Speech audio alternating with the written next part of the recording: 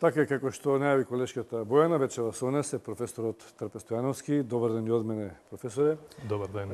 Сакаме дневно да реагираме на овие терористички напади што се случуваат особено во европскиот континент, иако тие се чини се расширени секаде во светот, но најмногу внимание ние европјаните, оправдано или не, најмногу внимание посветуваме на безбедноста во нашиот европски региони и особено медиумите често излегуваат со наслов нов терористички напад, но тие се толку чести што не знаеме на кого се мисли, барем граѓаните не може да следат со каква динамика се случуваат последниве терористички напади.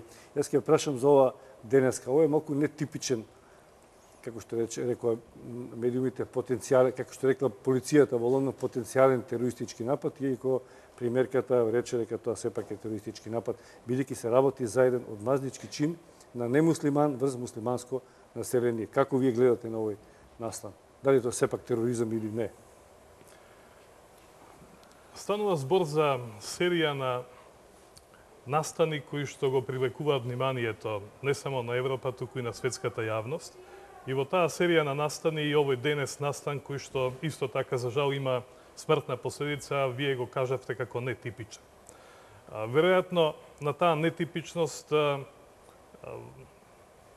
воведот или причините треба да се бараат и во некои други нетипичности кои што се случуваат, бидејќи секое посегнување по човечки живот, секое уништување на добра, на ваков радикален начин е дејствие кое што не е својствено за здравиот разум, за нормалноста. Меѓутоа, од друга страна, сведоци сме на една ерупција на вакви настани кои што во последно време, ако тргнеме од Париз пред 2 години, добива некоја серија на нови настани, каде што се менуваат облиците. Меѓутоа, знаете, проблемот е додека да тргне работата. Ако ќе тргне, веројатно не можете да ги предвидите сите можни сценарија и сите опасности кои што се надоврзуваат една на друга.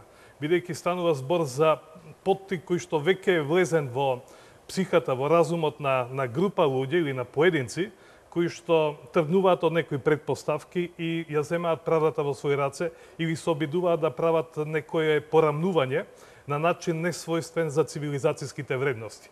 И ова денес што го имаме, всушност од информациите што ги добиваме, станува збор за еден вид одмазда спрема, условно кажано, радикалните муслимани, кои што направиле некои претходни дејствија, исто така трагични и несвојствени за цивилизацијата.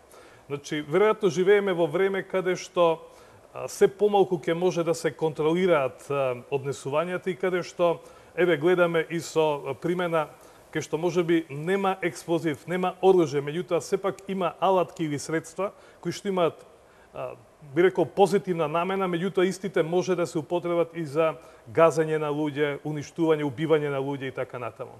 Така што, веројатно живееме во време кога се потешко ќе може да се предвидуваат опасностите, уште потешко да се контролираат, меѓутоа државите постојат заради тоа, едноставно да развиваат стратегии и концепти со кои што ќе ги неутрализираат можните ризици и уште повеќе ќе мора да соработуваат и да водат едноставно политики на спречување на можните ризици уште во некоја рана фаза и тука да ги неутрализираат.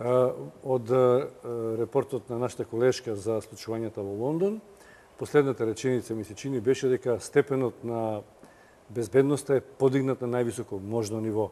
Што тоа значи од безбедносен аспект? Зарем досега не беше? И каде е крајот на подигнување на таа безбедносен аспект, кога постојано повторно се случуваат непредвидливи терористички напади и може ли полицијата, може ли безбедносните сили воопшто, разузнавачките, контраразузнавачките да им доакаат, што се вели на овие искривени умови кои што сакаат да го загрозат недолжното население? Еве, да се концентрираме на последниот настан и да се обидеме со некои концентрични кругови, да се придвижиме кон претходните настани и на подрачјето на Лондон, и на подрачјето на Велика Британија и пошироко во европските земји. Значи, станува збор за дејствие кое што се презема во еден од најголемите урбани центри, најмодерен, во држава која што важела за колевка на демократијата. Значи, каде што сите вредности повеќе или помалу се со најголема константа. Меѓутоа, гледаме дека и таму се случуваат дејствија. Вашето прашање се однесуваше се подигнува безбедноста на највисоко можно рамниште. Кога ќе се случи терористички настан или настан со кој што значајно се загрозува животот и безбедноста на повеќе луѓе, тогаш тоа е директен аларм дека има последица и дека безбедносните структури и воопшто државните структури ги подигнуваат своите капацитети на највисоко можно рамниште. Една таква, би рекол, состојба во која што безбедносните мерки се на највисоко рамниште може да се спроведува одредено време. Меѓутоа и во едно подолго време, меѓутоа никако тоа не може да трае во некој неограничен континуитет. Така што би живееле во едно недемократско време. Да. Ние многу Париз дури армијата подолго време беше по улиците, но тоа мора да запре. Веројатно се претпоставува дека меѓутоа знаете кога тоа се повторува, тогаш веројатно и психолошкиот аспект на некој начин е засегнат од овие действија и уште повеќе обично човекот е социјално суштество. Тој сака да живее во нормални услови, во мир. Меѓутоа, кога ќе се нарушат тие, би рекол, нормални или редовни состојби, доаѓа до една мобилизација и на поединецот, а во случајот и на државата. И таа мобилизација или мобилност треба да одговори на предизвиците во обем во кој што тоа е можно, со мерки и со средства кои што ги има државата на располагање. Меѓутоа, од друга страна, сведоци сме на нови и нови настани со кои што се нарушува тоа спокојство или таа безбедносна состојба која што поттикнува на нови и нови активности. Од ова што досега го гледаме, се соочуваме со феномен во кој што државите и покрај тоа што преземаат мерки. Значи, станува збор за максимално организирани држави, меѓутоа, тие мерки сепак се недоволни да превенираат вакви настани, бидејќи настаните се повторуваат, се случуваат во нови облици, со нови модалитети.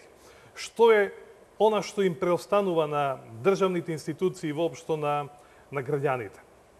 Едноставно да инвестираат повеќе во, условно кажано, како да преживеат и во услови на нарушена безбедносна состојба, меѓутоа граѓаните не се среќни со тоа. Тие плаќаат даноци и обврската на државата да презема мерки и да се грижи за нивната безбедност дефинитивно е крајната константа.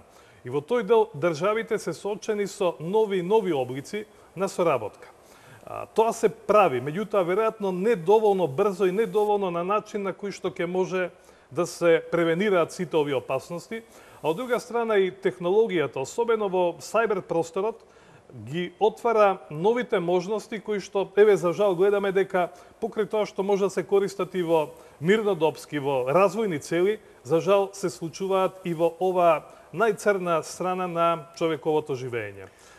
Можностите не се големи, меѓутоа преостануваат и во тој дел Европската комисија од пред известно време, соочувајќи се со, би рекол, овие нови облици на загрозување од една страна, а прилично класични методи со кои што работат државните институции и разузнавачките, меѓутоа и полициските, инвестира во проекти кои што имаат за цел да ги подигнат облиците на соработка, тие да бидат поефикасни, да се разменуваат информации од сите граѓани, пред се и од надлежните институции, со кои што полицијата, односно безбедносните служби, ќе бидат во можност да бидат информирани.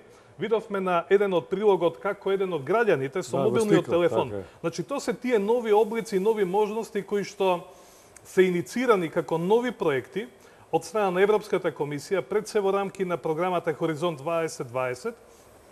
Во овој момент се случуваат 7 такви мегапроекти на подрачјето на Европа, кои што имаат за цел да понудат алатки со кои што комуникацијата и соработката помеѓу граѓаните и полицијата ќе биде поефикасна. Овие земји од овој регион се вклучени во такви проекти? Да, Македонија, например, речеме, Балканскиот регион? Да, носечки се токму земјите кои што се можеби и цел на напад пред се најчесто. Меѓутоа, Европа како географски поим не го исклучува и регионот, така што и нашата земја е вклучена во некои од овие проекти, во помала, меѓутоа, би рекол, важна улога, каде што има можност да се следи таа технологија, тие стандарди, тие платформи и тие да бидат тестирани подеднакво како во земјите на Европската Унија, така и во нашата земја, односно во подрачјето од регионот.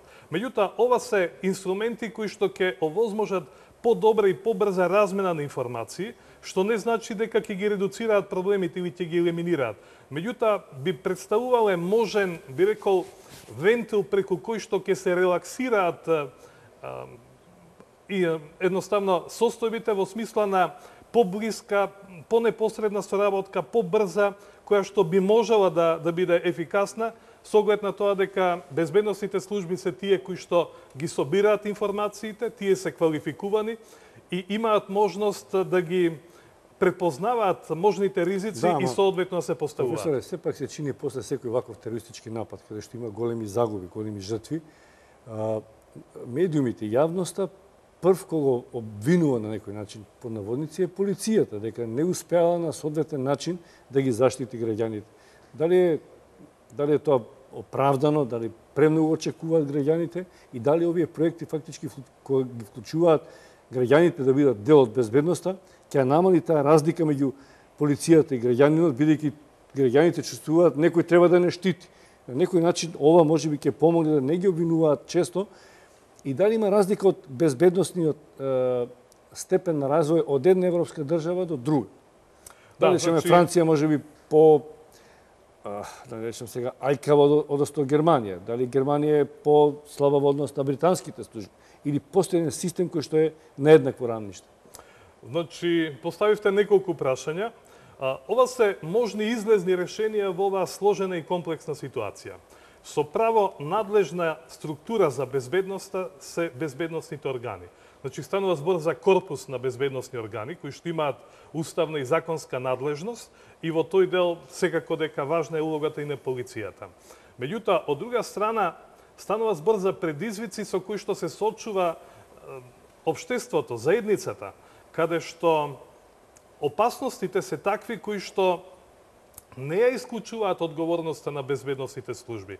И тие по дефиниција се најчесто идентификувани со право, бидејќи едноставно тие се најмоćната алатка на државата, на квалификуваните структури кои што треба да одговорат и да бидат носители, би рекол, на процесите и во јакнење на безбедносната култура и уште повеќе во превенцијата и во документирањето на особено овие радикални и други групи кои што се бават со незаконски поведенија.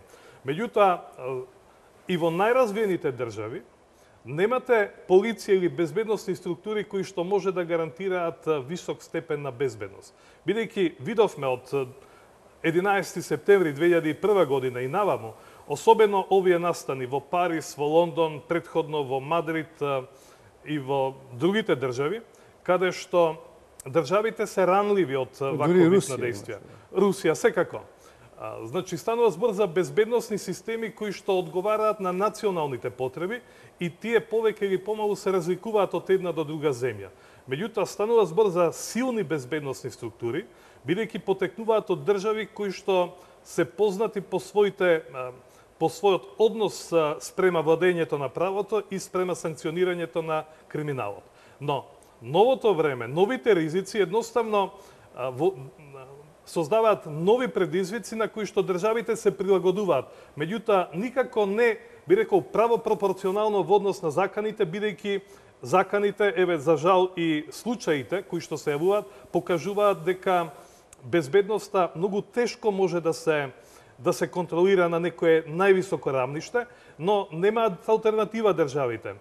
Тоа подразбира дека во иднина многу повеќе ќе треба да се инвестира во безбедноста, во развојот на не само на прописи, но и во алатки и во методологија со која што ќе може да се остварува повисок степен на безбедност, но од друга страна, знаете, тоа оди правопропорционално со ризиците.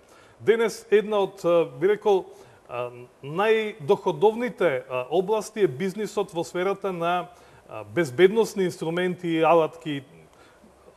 Тоа само поттикнува дека државите инвестираат или се свесни за можните ризици.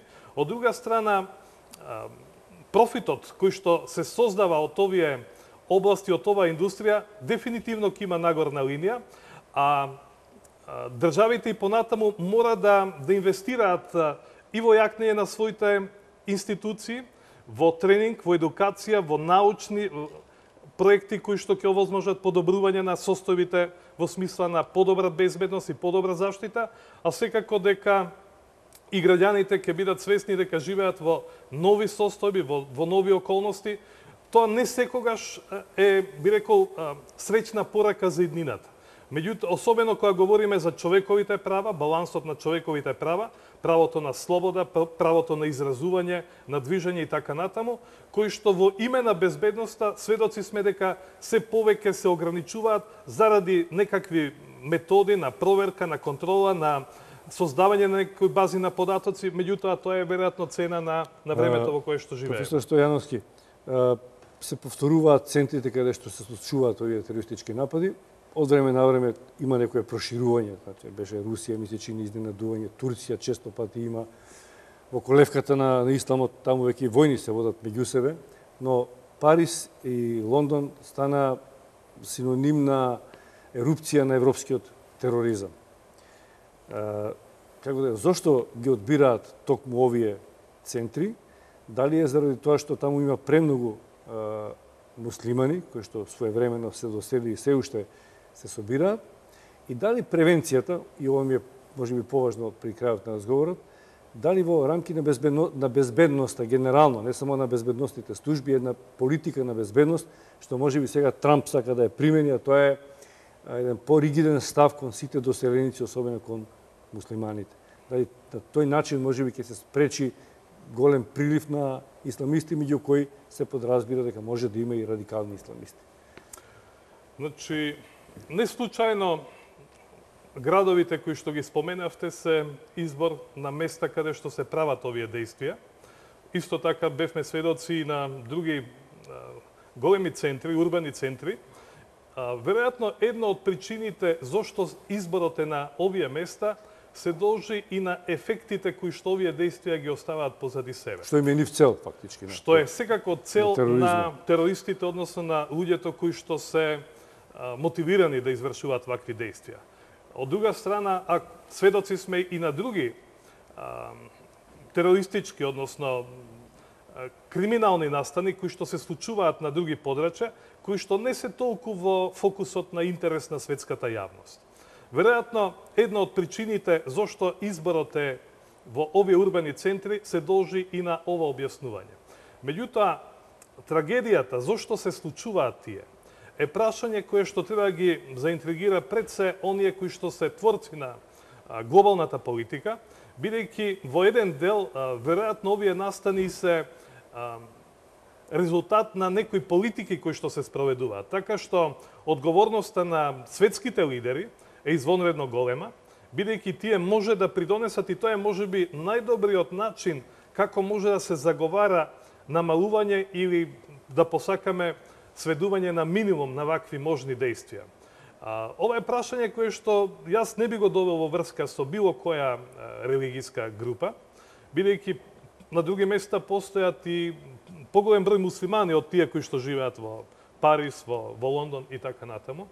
Исто така, ова е прашање кое што не смее да се доведува во директна релација со миграцијските текови, иако не е исклучена поврзаноста со одредени миграцијски групи кои што можеби претходната генерација или можеби поединци и од сегашните миграцијски текови се вклучени во овие криминални и терористички настани, но друга, бидејќи миграцијата е процес кој што не треба се поврзува или не смее да се доведува во релација со криминалот.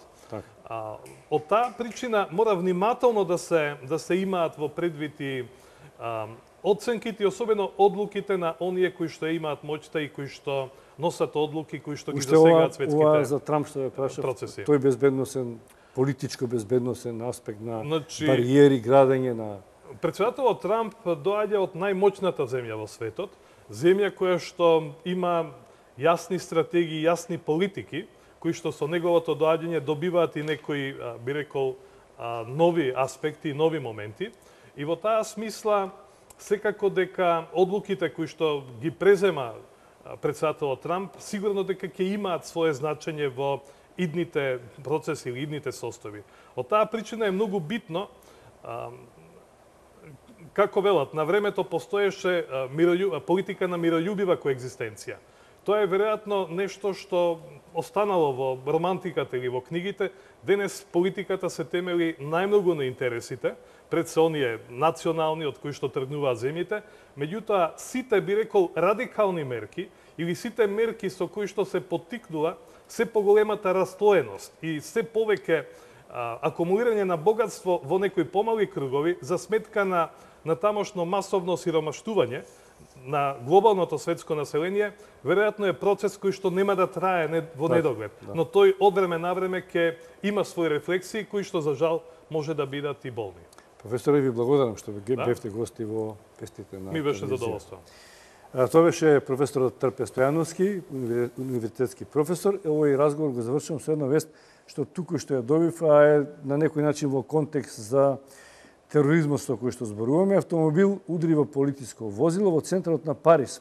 Пренесуваат француските медиуми. Инцидентот се случил на париската авенија Шанзелизе. При судирот возачот на автомобилот, кој бил вооружен, е тешко повреден.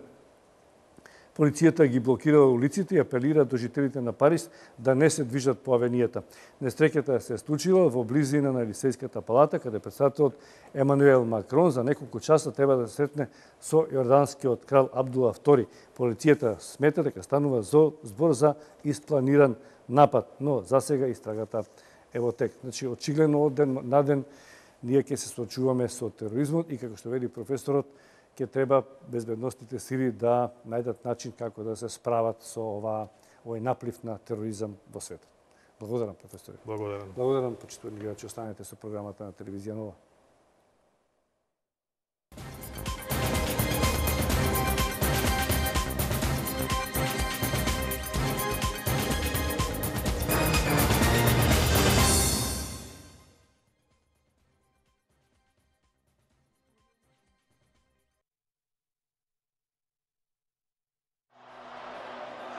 Надпреварите против Шпанија, Португалија и против Србија.